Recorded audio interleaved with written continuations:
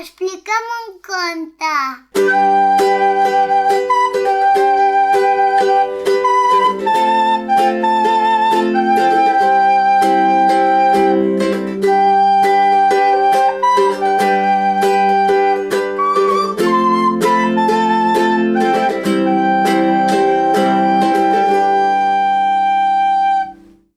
En Ferran enfadat, de Satoshi Kitamura i Hiwayi Noram. Hi havia una vegada un nen que es deia Ferran i un vespre volia quedar-se despert mirant a la televisió una pel·lícula de cowboys. No, li va dir la mare, has d'anar a dormir, que és molt tard, en el llit. Si em fas fer això, m'enfadaré i em posaré molt furiós. Doncs enfada't, li va dir la mare. I sí, així va ser. Es va posar molt furiós. Tan furiós que li va sortir un núvol de tempesta amb trons, llamps i granit. Ja prou, li va dir la mare, però no va ser suficient.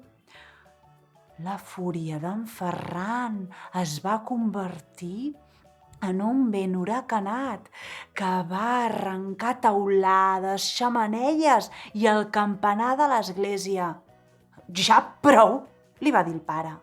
Però no va ser suficient i la fúria d'en Ferran es va convertir en un tifó que va arrossegar pobles i ciutats senceres i les va enfonsar en el mar. I ja prou, li va dir l'avi. Però no va ser suficient.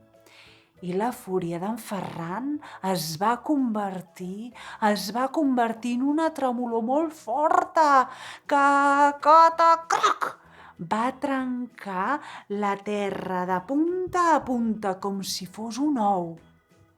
Ja prou, va dir l'àvia.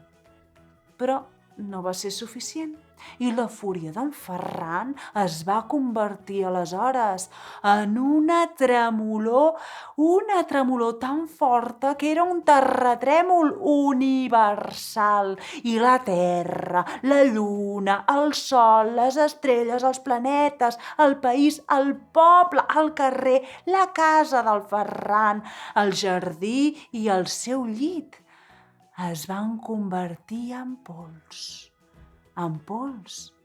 escampada per l'espai. En Ferran va seure damunt d'un trosset de mar i va pensar. I per què m'he enfadat tant?